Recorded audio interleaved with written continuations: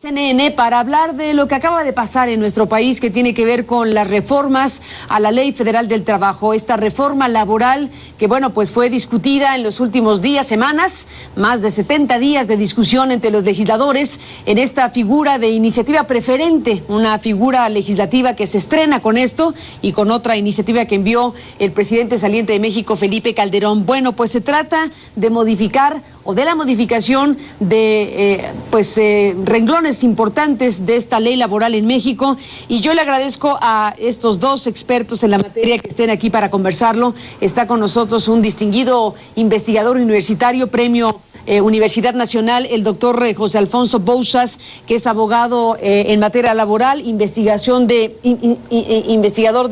el Instituto de Investigaciones Económicas de la UNAM, y bueno, pues especialista en la materia. Doctor Bouzas, gracias por estar aquí. Hola, ¿qué tal? Gracias, doctor, por acompañar este programa, y gracias a la doctora Gloria Arellano. La doctora Arellano es especialista en Derecho de la Seguridad Social, Derecho Laboral y doctora en Derecho. Doctora, gracias. Es un placer estar contigo y con todo tu auditorio. A los dos, gracias. Bueno, se aprobó la reforma. Hay dos artículos que quedan ahí para efectos de discusión posterior, pero en su conjunto esta iniciativa enviada por el Ejecutivo finalmente pasó en el Senado de la República después de ir y venir en las cámaras. Correcto. Yo creo que es importante, doctor Bouzas, doctor Arellano, especificar cuáles los ángulos más importantes de lo que se aprobó, y luego me dicen qué piensan de la reforma. ¿Qué hay de fondo en la reforma? ¿Qué cambios importantes hay? Bueno, mira, yo diría que lo más importante es que no sale el proyecto tal y como lo presenta Calderón. Sufrió significativas modificaciones, sobre todo en la primera etapa en la Cámara de Diputados. Los temas, el corazón de la reforma, bueno, pues era el paquete flexibilizador, el cual no salió como Calderón lo pretendía, y que yo creo que es incorrecto verlo extrapolado como bueno o malo. Digamos, si tomamos el tema del outsourcing, en la Cámara de Diputados se le puso 4 candados que a mí me hacen pensar, por ejemplo, que los empresarios hoy están en una seria dificultad. En este país veníamos de tiempo atrás practicando el outsourcing o empresas de servicios con la mano en la cintura y al margen de la ley. ¿Qué va a hacer ahora, por ejemplo, Bancomer para regularizar a su personal? Porque no tiene personal. El personal de Bancomer es personal de una empresa de servicios. ¿Qué va a hacer TV Azteca? ¿Qué va a hacer Manpower? ¿Qué van a hacer todos estos que de un día a otro tendrán que modificar su realidad? Por eso digo que la reforma no salió tal y como la quería Calderón o tal y como a solicitud de los empresarios la planteó Calderón. Los empresarios querían un outsourcing pleno. Y bueno, no salió pleno. Esos 4 candados son candados importantes. Habrá que seguir trabajando para frenar todavía el tema. Bueno, esta es la opinión del doctor Bouzas, crítica sobre el asunto, doctor Arellano. ¿Cómo la ves tú? ¿Cómo ves tú esta reforma? Esta reforma yo creo que definitivamente no cumplió con ninguno de los objetivos que estaban planeados. Porque hoy por hoy va a haber mayores obligaciones para el sector patronal, y que no forzosamente van a dar la posibilidad de beneficio a los trabajadores. ¿En qué aspectos? Principalmente en la posibilidad de mayor empleo. Y hoy por hoy tenemos el caso del trabajo de temporada. El trabajo de temporada, la idea era que durante un periodo que fue, por ejemplo, Navidad, los trabajadores estuvieran laborando en las empresas como de temporada.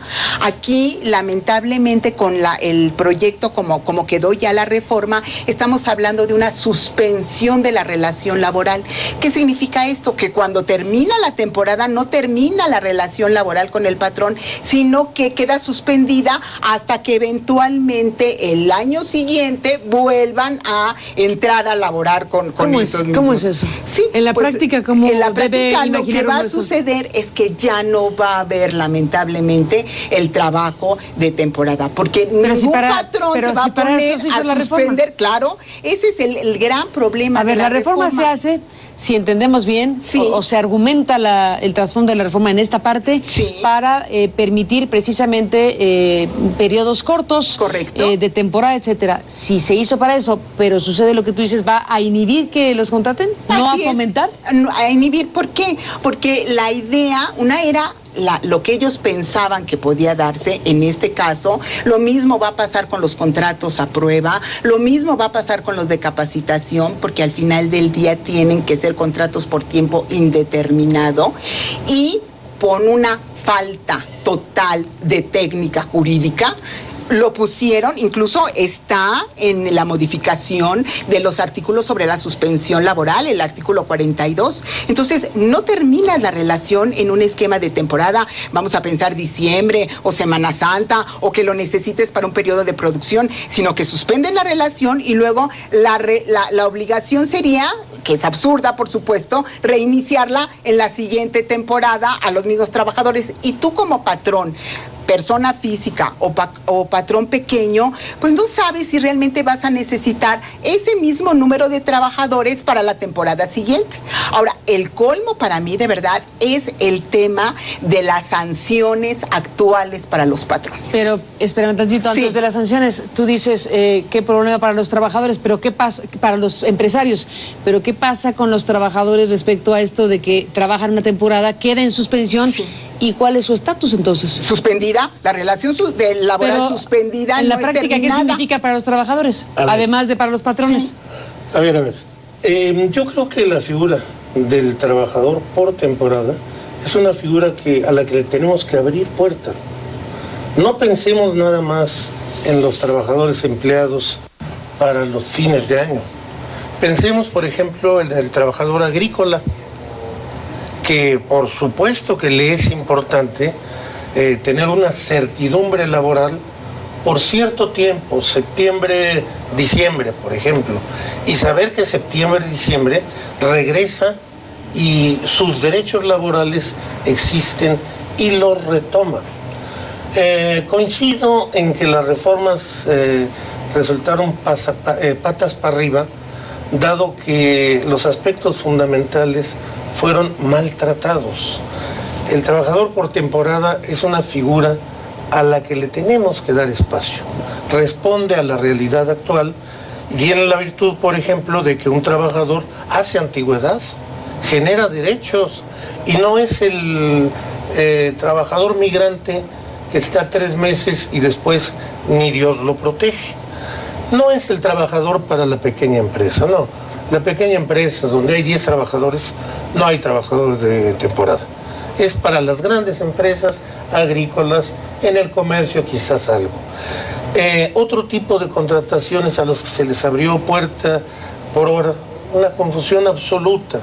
Se va a prestar a todo tipo de interpretaciones. La primera interpretación la van a hacer los patrones y va a ser pues la interpretación más holgada.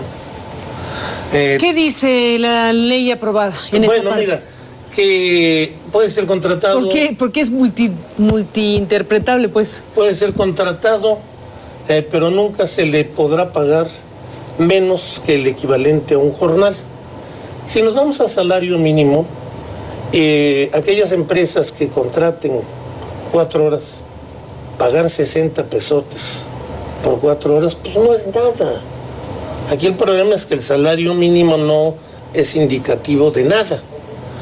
Creo yo que finalmente el texto no quedó del todo mal, en tanto que se habla de jornal, no de salario mínimo. ¿Y cuál es la diferencia, doctor Bousos? Bueno, depende del tipo de actividad. Por ejemplo, si un chofer o un trabajador técnico habitualmente gana 200, 500 pesos, bueno, aunque lo contraten por 2 horas, no le pueden pagar menos que los 200 o los 500. Ahí estoy interpretando, porque también puede interpretar. Ella no entendió lo mismo. También se puede interpretar. Es el salario mínimo. A ver, o sea, lo dice es muy importante porque como tú lo dices, suena fantástico, pero no parece que tú estés de acuerdo. ¿Cómo lo entiendes tú? Claro, no puede ser menos del salario mínimo, que incluso es concordante con el esquema de IMSS, y por eso se toma incluso de ahí, es en la exposición de motivos. Pero dice el doctor que es jornal. No, dice, la reforma dice textual que no podrá ser menor del salario mínimo. Entonces, porque si fuera jornal, pues sería maravilloso. Aquí es que aquí en salario, o sea, a la letra mínimo, de la ley dice salario mínimo. Entonces, ahora, ¿cuál es el problema aquí al final del día? O sea, al final del día es que si tú tienes un trabajador y nada más labora contigo 1 hora a la semana, le vas a tener que pagar el salario mínimo. ¿Y qué va a suceder con esto? En la práctica, casi te garantizo que no va a haber esta apertura para que haya la posibilidad de que se les pague el salario por hora. Yo, mucho en este tema de plano, sí te lo digo, porque pues esa es la gran promesa, entre comillas, de la gran reforma. Promesa de la reforma. ¿No va a suceder? No, y lo que teníamos antes, la actual ley, tenemos salario por jornada reducida y por semana reducida, y trabajábamos perfectamente en ese esquema sin mayor complicación. Es decir, yo te pago lo que tú trabajas en base incluso al esquema del salario, y sí se pagaba el seguro social, el salario mínimo, pero al final del día al trabajador se le pagaba lo que le correspondía. Y hoy, con este nuevo esquema, vas a ver cómo en las empresas, ni las grandes ni las multinacionales van a trabajar con esto. Por ejemplo, el tema de la capacitación y el tema de la prueba, van a tener que demostrar los patrones a la hora de terminar este tipo de relaciones, van a tener que demostrar que no pasaron la capacitación o que no pasaron la prueba. E incluso si estamos hablando de empresas que tienen más de 50 trabajadores, la Comisión de Adiestramiento y Productividad tendrá que emitir su informe sobre que pasaron o no la prueba. ¿Qué va a suceder en la práctica? En la práctica, que el trabajador que vaya a la Junta de Conciliación y Arbitraje y diga, me despidieron porque no pasé la capacitación, tanto las juntas de conciliación y arbitraje, que siguen siendo las mismas, van a apoyar a los trabajadores. Entonces, esto va a tender a ser una letra muerta. Ahora, hay otros temas, por ejemplo, en los cuales benefician al trabajador y que son muy importantes, que se refieren a los incentivos. Nos lo cuentan después de la pausa, ¿te parece? Claro que sí.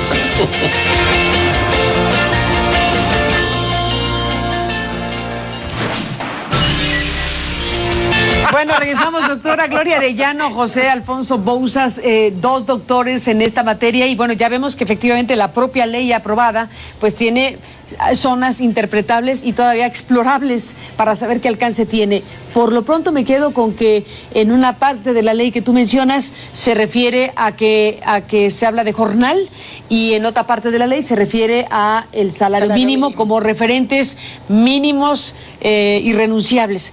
Si eso es así en el marco del cuerpo de la ley, ¿ustedes pronostican que vamos a tener una temporada de litigios larga? Importante, ¿sí? Muy importante, porque... ¿Sí creen? Sí, porque la interpretación... O sea, sí, porque la interpretación va a estar... De entrada, los empresarios van a interpretar a su favor y se van a ir con el mínimo y se van a manejar sobre el mínimo.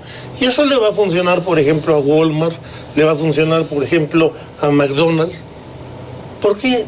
Pagar 60 pesos por 4 horas, maravilloso, maravilloso. Y si además, por ejemplo, tienes la puerta abierta de jugar esas 4 horas dentro de las 24 horas del día, esto se llama esclavitud, en donde se pretendía beneficiar al empleo. Se están generando condiciones peligrosas, muy, muy peligrosas. Un patrón, insisto, como Walmart, tiene en sus manos acabar con la estabilidad en el empleo, hasta y en tanto juega con las 4 horas jornada. En la hipótesis que decía la doctora, 60 pesos, insisto, se pagan por 4 horas, lo está pagando ahorita Walmart, arriba de 60 pesos por 4 horas. Pero al establecerse como jornada por hora, se abre el abanico que ya se practica para que sea dentro de las 24. El saldo es macabro. Los trabajadores van a ser despedidos simple y sencillamente pidiéndoles que cambien de almacén o que cambien de jornada. Sí, pero no, el artículo señala que no pueden exceder de los mínimos de la ley, es claro, decir, 8 horas diarias. No, de ninguna manera podríamos pensar que esto de pronto se va a dar a todo tipo de horarios. El artículo dice que no puede exceder este pago por horas, que no puede exceder de los mínimos establecidos por la ley. Ahora, otro de los casos que son súper interesantes es las actividades conexas o complementarias que ya se estaban manejando en la actualidad, que era la flexibilidad del trabajo. ¿Qué sucede con la flexibilidad? Yo te puedo decir, pues aprovechar que el trabajador tiene determinadas habilidades y determinado horario para que haga una serie de actividades, aunque no estén contempladas de manera estricta en su perfil laboral. Con este esquema de las actividades conexas que estábamos manejando actualmente, lo que puede llegar a suceder es que si realizas esas actividades conexas que están estipuladas, habrá un pago extra, porque así lo señala actualmente el propio texto de la ley. Y otro asunto que es muy importante es el que se refiere a los pagos extras por incapacidades en el caso de maternidad.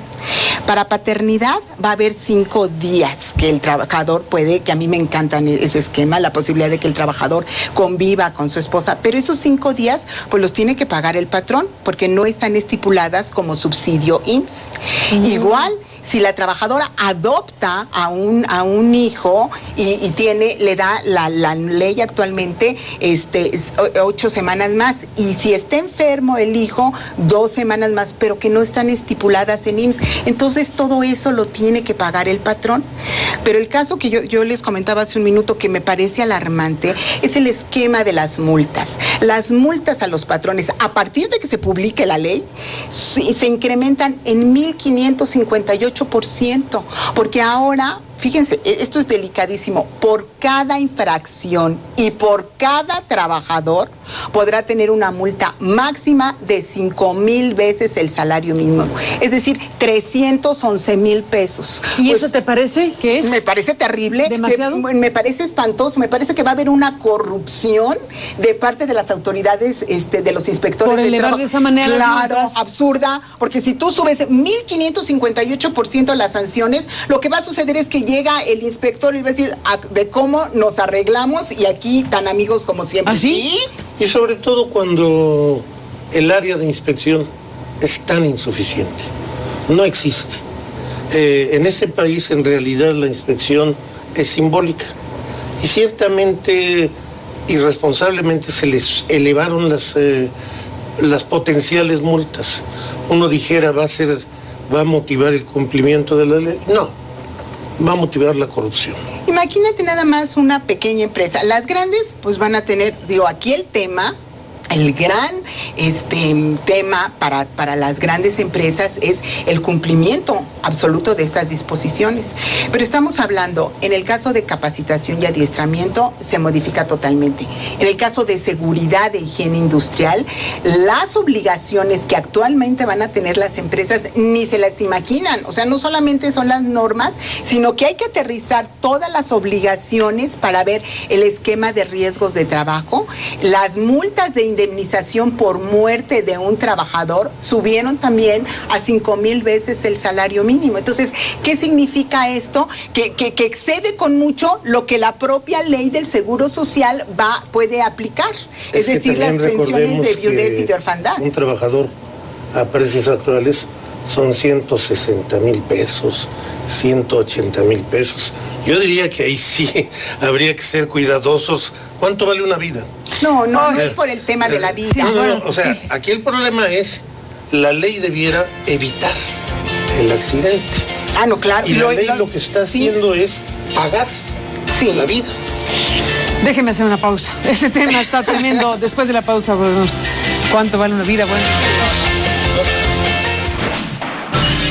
Se acabó el tiempo, doctores. Gracias a los dos por estar aquí para analizar esta reforma laboral en México. Doctor Bouzas, ¿con qué terminas este programa? Mira, creo que el tiempo, por supuesto, no nos dio para mucho. Yo diría, lo más grave de esta reforma es el haber congelado los salarios devengados, salarios caídos en un año. Ese es el costo más caro que los trabajadores pagan. Y por supuesto aquello que quedó reservado, el 388 bis, que pretendía acabar con los contratos colectivos de protección patronal y también con la simulación contractual o los contratos amenaza de huelga loca, eso no se trató, no quiso tratarlo el PRI, el PAN, 8 diputados del PAN se echaron para atrás y por eso no, son diputados empresarios, y por eso no se entró al asunto. Yo diría que está atrás líderes sindicales corruptos, con una historia de corrupción, puedo hablar de nombres, familias de líderes sindicales que ofrecen contratos colectivos antes de que la empresa se establezca. A eso es a lo que le quiere pegar el 388 bis, y eso es lo que no llegó, y eso es lo que, bueno, la tarea pendiente. Que dijeron que lo harían. Que dijeron que lo harían para que siga su trámite legislativo, se incluye de nuevo a la Cámara de Diputados. Yo diría con optimismo que el hecho de que esté en la discusión el contrato colectivo de protección ya nos coloca en un inevitable se tendrá que ver. Se tendrá que ver sin duda, y además lo prometieron, vamos a hacer que se cumpla en todo caso la sociedad, supongo.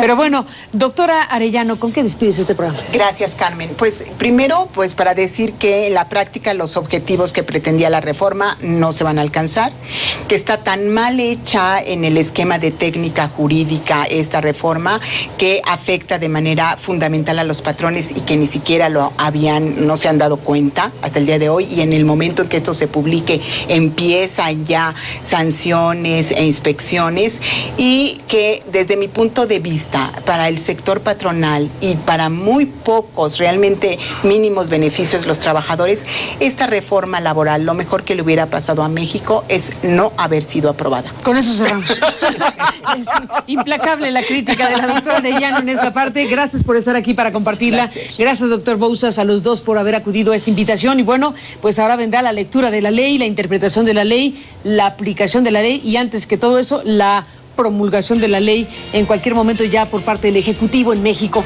Pues ahí está la reforma laboral en nuestro país y su discusión. Gracias a los dos y gracias a usted que nos permitió acompañarles en este programa. Hasta la próxima.